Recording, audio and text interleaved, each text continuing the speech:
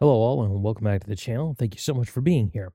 Today is going to be a continuation of the last video. Last time I gave you reasons why you should work nights.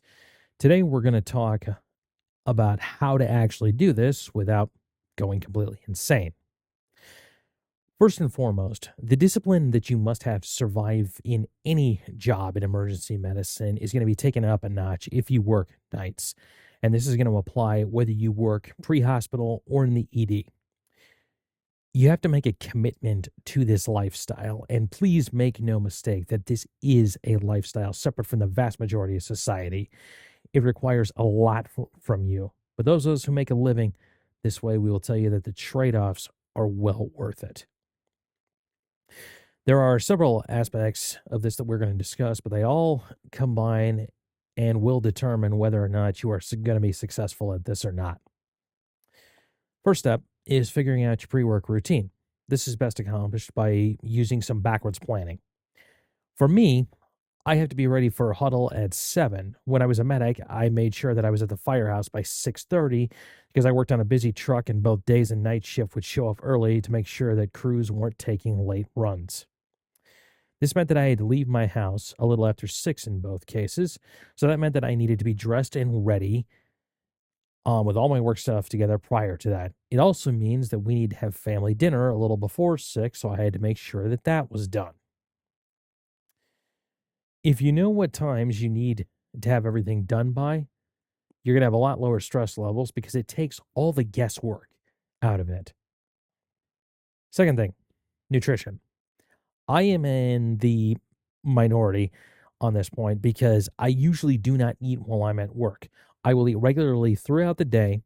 I have dinner with my family, but that's the last food that I'm going to eat until I get home. This is something that you're going to have to figure out on your own, what you can eat during shift, how much do you need to eat, where's your food going to come from? So what can you eat?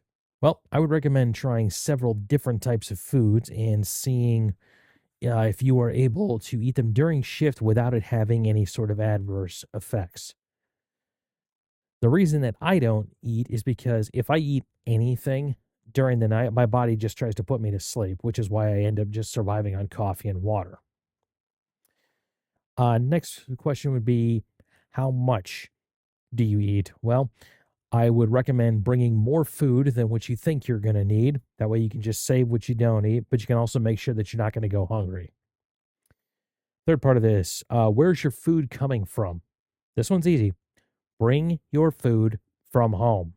It is rare that a hospital cafeteria is going to be open during night shift. And even if it is, depending on your hospital, the food quality will be very hit or miss. In the pre-hospital environment, if you need food in the middle of the night, you are limited to whatever you can find at a gas station or what all-night fast food is around. None of these are great options. Third part, hydration. You should be drinking a minimum of a half gallon of water a day, and you should be making an effort to show up to work already hydrated. Personally, I recommend using some form of electrolytes. I always carry some single-serve packets of electrolytes in my work bag, and I will use them as needed throughout the night. Next aspect, let's talk about fitness. There's an argument to be made that our jobs, both in and out of the hospital, are a lot of just kind of low-intensity movements, so it is kind of like getting a workout whenever you're on the clock. However, this does not mean that you can neglect other physical training. One nice thing about when I was at the firehouse, and anybody who works at a firehouse has this same option, is that if we weren't on a run, I was able to work out. Now, obviously, you need to do this politely so that you don't wake up the rest of your crew, but that certainly is a nice option to have.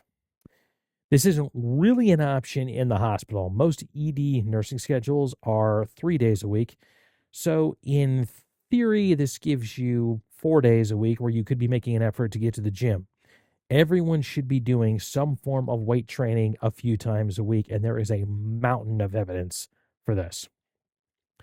Beside the physical health benefits of increased skeletal muscle mass and everything that comes from this, lifting, at least in my opinion, is one of the best stress relievers that there is.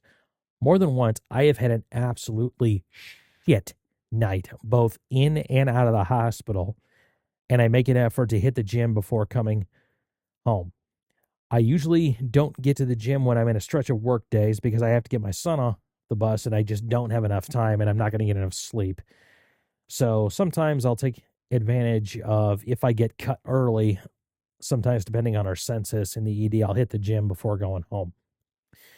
I usually do try to go in the mornings of when I rotate off.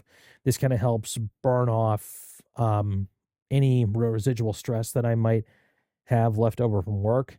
I sleep better and it helps me make the transition back to day shift and a regular circadian rhythm easier. Please, everyone, get to the gym. Last and certainly not least, sleep.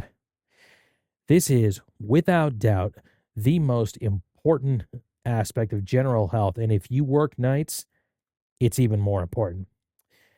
Half the battle with sleep is just trying to set yourself up for the best night of sleep that you can have.